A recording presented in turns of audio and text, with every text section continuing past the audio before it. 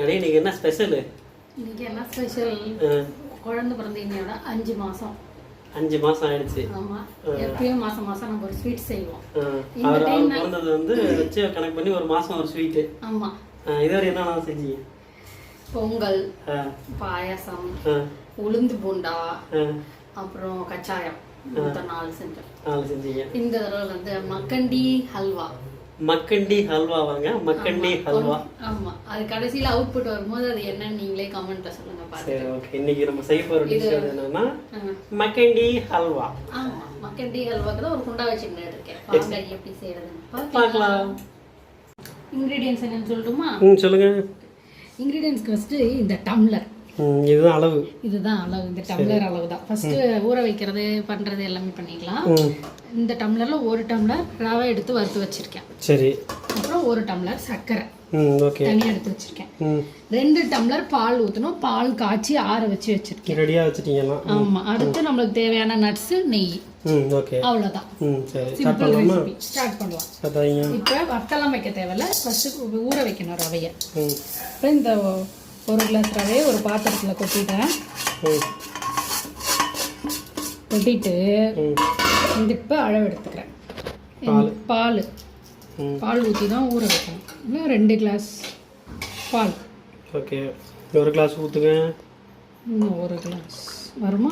சுடுதண்ணியில் போடும்போது அதுவே சுடுதண்ணிலாம் போடுறதில்ல, பாலில் போட்டு ஊற வச்சிருக்கீங்க. அவ்வளோதான்.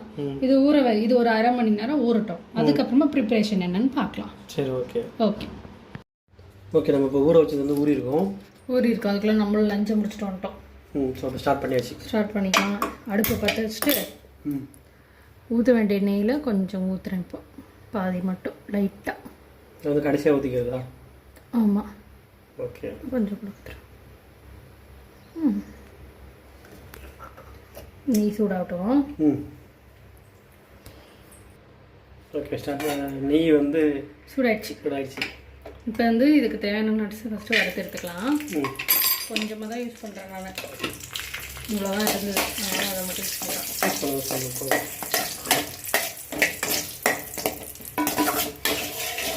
நல்ல செவக்க வறுத்துக்கணும்.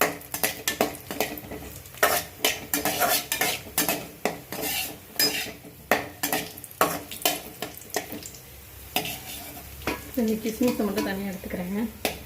சாப்பிட்றதுக்கா? இல்லை, கருகிடும். முந்திரி இன்னும் குக் ஆகல.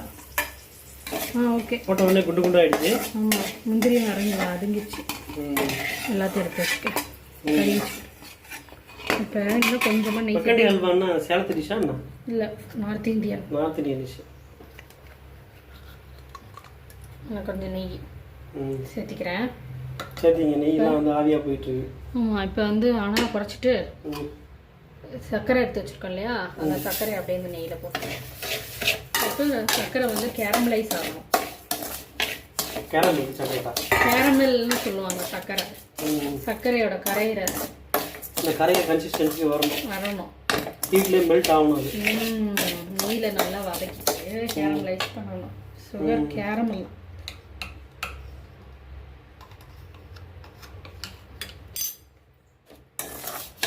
ஆகட்டும். சர்க்கரை கரைய ஆரம்பிக்குது. வாசனை வந்து எங்களுக்கு சூப்பராக மூக்கு தொலைக்குது. வாசனை தெரியுதா? பரவாயில்ல, மூக்கு வேலை செய்யுது. சர்க்கரை வந்து கரைய ஆரம்பிக்குது. இது ஒரு வாசனை வருது. இந்த சர்க்கரை மெல்ட் ஆகுறது ஒரு ஜூம் பண்ணி காட்டுறது. கரையுதா? போட்ட சுகர் வந்து கேரமலா. துணியை பிடிச்சிக்கணும். இப்போ நீங்கள் அல்வா கிண்டுப்பாங்க, துணியை வச்சுக்கணும் பக்கத்தில். எப்பயுமே நான் தூங்கும் போது இந்த மாதிரி நேரத்தில் தான் அல்வா கிண்டுவேன். இங்கேயும் அதே மாதிரி தான் கிண்டுறேன். அல்வான்ற ஸ்வீட் ரெசிபி, ஏதோ ஒரு ஸ்வீட் ரெசிபி. கண்டிப்பாக இந்த சர்க்கரை போட்ட சர்க்கரை கரைய ஆரம்பிக்கும். நல்லா கரையணும். இப்போ அதுக்குள்ளே ஜன்னலை கொஞ்சம் திறக்கணும். காற்று வரல. ஓகே, நீ இப்போ செய்ய போகிற அல்வா வந்து ஃபஸ்ட்டு தமிழ்நாட்டு ஐட்டமே கிடையாது, தெரியுமா? அல்வா வந்து நார்த் இந்தியா கிடையாது. ஆமாம், எப்படி வந்து பிரியாணி வந்து அரேபியர்களோட ஐட்டமோ ஆமாம், அதே போல் வந்து ஹல்வாவும் அரேபியர்களோட ஐட்டம் தான். ஓகேங்களா? ஆமாம். அரபு மொழியில் வந்து இனிப்புக்கு பேர் தான் ஹல்வா. அரபு மொழியில் இனிப்புக்கு பேர் தான் ஹல்வா. இனிப்பு. ஆமாம், அங்கேருந்து தான் வந்தது. ஓகேவா? அந்த 1000 வருஷத்துக்கு முன்னாடியே அந்த என்ன சொல்கிறது, அரேபியா, துருக்கி, அந்த பெர்ஷியா அந்த பகுதியில் தான் அல்வான்றது வந்து ஃபஸ்ட்டு ரெடி பண்ணாங்க. சக்கரை சூப்பராக கரைஞ்சிட்டு இருக்கா. நெய் கூட சேர்ந்து காட்டுறது. இப்போ கரண்டி விட்டு கிண்டி மறுபடியும் தூக்காமி. இதே அல்வா மாதிரி இருக்கு. ஆனால் இப்போ இருக்கக்கூடாது. இது இப்போதான் வந்து நம்ம கொஞ்சம் வந்து லோ ஃப்ளேமில் மீடியம் ஃப்ளேமில் வச்சு பண்ணணும். கேரமல் வந்து சீக்கிரமாக தீஞ்சு போயிடும். அந்த தீஞ்ச வாசம் வந்துடும். இந்த நேரத்தில் ஊற வச்ச ரவையை ரெடியாக எடுத்து வச்சுக்கணும். இப்போ பாருங்க, இப்போ அந்த ரவை வந்து பாலோட மிக்ஸ் ஆயிடுச்சு. இது வந்து தேங்காய் பால் மாதிரி இருக்குது. இப்போ எப்படி சொல்கிறது, தேங்காய் வந்து தேங்காய் சட்னி, பொட்டுக்கடலை சட்னி மாதிரி இருக்குது. பொட்டுக்கடலை சட்னி கேரமல் ஆகிட்டு இருக்கு. இப்போ வந்து தேன் கன்சிஸ்டன்சிக்கு மாறுது. இன்னும் வரணும், இந்த தேனோட கலருக்கே வரணும். கட்டி கட்டியாக வேறு இருக்கு. கட்டிலாம் கட்டி ஆடணும். கிட்ட உடனே நெய் பாருங்க வெளியே வந்துருச்சு, தெரியுதா? தனியாக நெய் தனியாக, எண்ணெய் தனியாக பிரிஞ்சிருச்சு இல்லையா? பாகு தனியாக, நெய் வந்து அந்த ஃபர்ஸ்ட் லேயரை வந்து மேலே வந்துருச்சு. சர்க்கரை தனியாகவும் எண்ணெய் தனியாகவும் பிரிஞ்சிருச்சு. இது வந்து நாட்டு சர்க்கரை, வெல்லம் இதில் கூட பண்ணலாம். நான் இன்னைக்கு வீட்டில் இருக்க ஒயிட் சுகர்லேயே பண்ணுறேன். வெல்லம்னா ப்ரௌன் சுகர். இது ஒரு கோல்டு கலரில் வரணும். இந்த கேரமல் பாருங்க, கேரமல் ஆகிட்டு இருக்கா. This is caramel. இன்னும் கொஞ்சம் அந்த கட்டியெல்லாம் கரையிற வரைக்கும் கிண்டிகிட்டே இருங்க. அடி பிடிச்சிக்கோங்க, தீஞ்சு போயிடும் சொன்னாங்க. இப்போ வந்து நான் மீடியம் ஃப்ளேமில் வச்சுக்கிறேன். Medium to low. பார்த்தீங்களா கேரமல் ஆயிடுச்சா? சூப்பராக இருக்கா கேரமல். வா,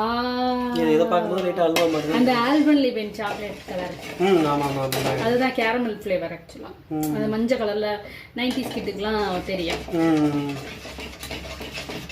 பாருங்க, நல்ல கோல்டு கலர் தேன் கலரில் வந்துடுச்சு. இப்போ கேரமல் ஆயிடுச்சு, தெரியுதா? ஓகே, இப்போ இந்த ஸ்டேஜில் இந்த பால் ரவை மிக்சரை கொட்டிடலாம்.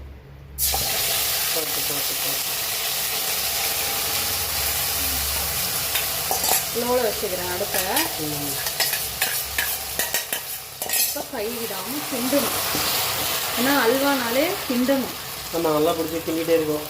அதாவது நான்லாம் வந்து ஃபஸ்ட்டு ஒட்டுற மாதிரி தான் தெரியும். அப்புறம் போக போக நல்லா இலகி வரும்.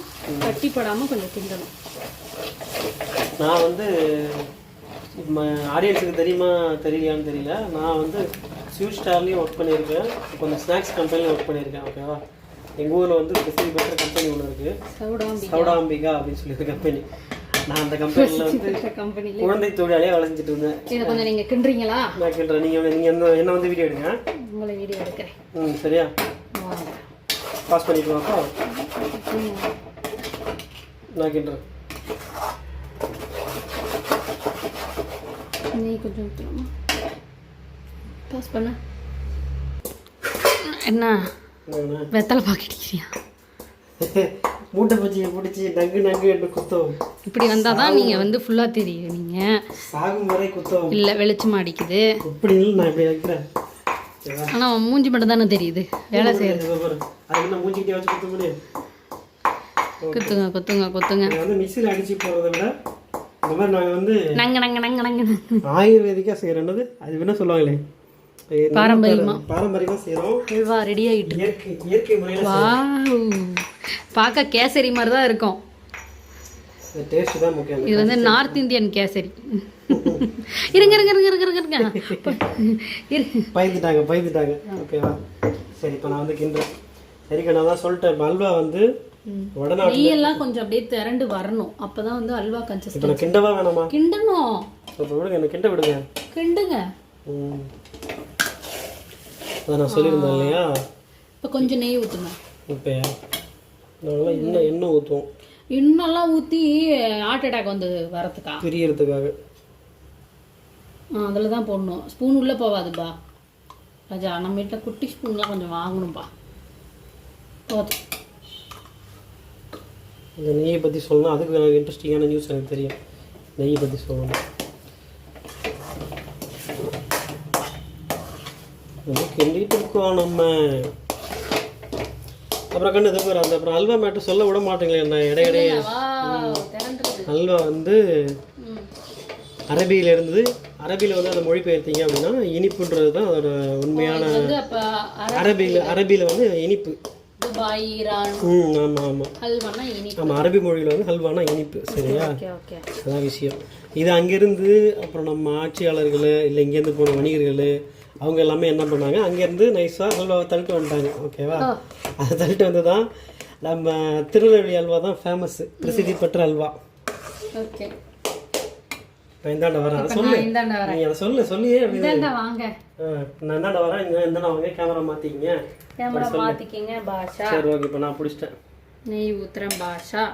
போடுங்க பாஷா. அங்கேருந்து நம்ம தள்ளிட்டு வந்து அதுக்கப்புறம் நம்ம வந்து அதை என்ன பண்ணோம், கேரட் அல்வா வாக்கணும், பீட்ரூட் அல்வா வாக்கணும், கோதுமை அல்வா வாக்கணும். அதுக்கப்புறம் ஹார்லிக்ஸ் பூஸ்ட் எல்லாம் சேர்த்து அந்த அல்வாலாம் மில்க் அல்வா, பால் அல்வா. இப்போ நம்ம எங்க வந்து நின்றுருக்கோம்னா மக்கண்டி அல்வா வந்து ஆமாம், இது ஈஸியாக இருந்தது. ஒரு கேசரி ரெசிபி தான். ஆனால் பார்க்கும்போது பால்கோவா மாதிரி இருக்கு மக்கண்டி ஹல்வா. ஆமால, கேரமல் இது. இப்போ நான் கொஞ்சம் இனிப்பு டேஸ்ட் பண்ணிக்கிறேன். சூப்பராக இருக்கா? ஓகே, அல்வா அருமையாக ரெடி ஆகிட்டது. சூப்பராக பாருங்க, பாத்திரத்தில் அந்தளவு ஒட்டலை. தெரியுதா? தெரியுது. கரண்டியில் தான் ஒட்டுது. அதுக்கு இன்னும் கொஞ்சம் எண்ணெயும் நெய்யும் சேர்க்கணும். உடனே ஒரு மியூசிக் போடுவீங்க. செய்கிறோம் கோந்து. இப்போ நாங்கள் இந்த குண்டான அடைக்க கோந்து செய்கிறோம். அப்படியா?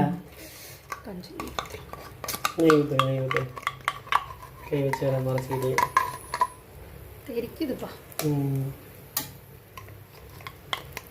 ஏழைகளின் நெய் என்ன தெரியுமா? டால்டா. ஏழைகளின் நெய் டால்டா.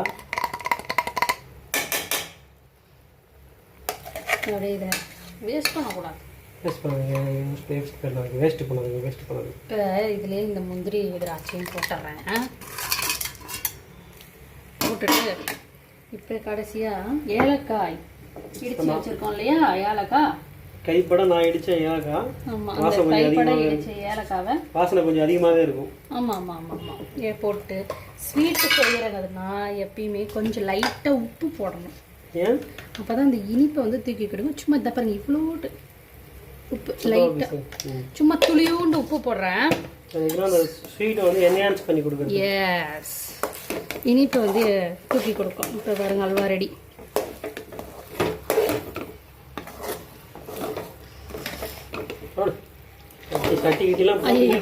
எனக்கு இங்க பிடிக்க வரல, இடுக்கி இல்லாதனால எனக்கு சிரமமா இருக்கு. ஏன்னா எனக்கு துணி பிடிச்சி சமைச்சு பழக்கம் இல்லை. இங்க அதுதான் துணி பிடிச்சி சமைக்கிறேன் நான். இடுக்கி என்னாச்சு? இடுக்கி வந்து வழுக்கிட்டே தான் போகுது.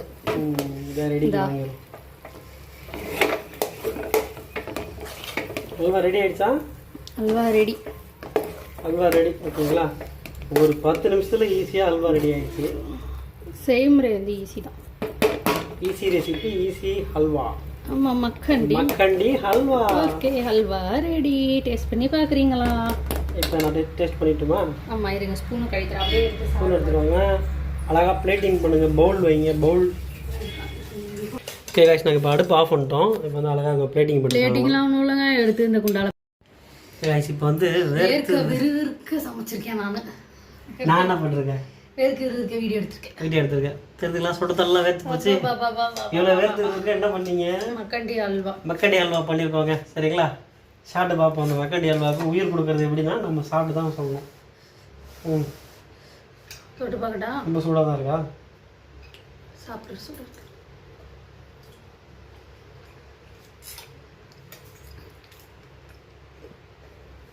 மக்கண்டி கேசரி நல்லா இருக்கு. ஓகே गाइस, மக்கண்டி ஹல்வா சூப்பராக இருக்கு.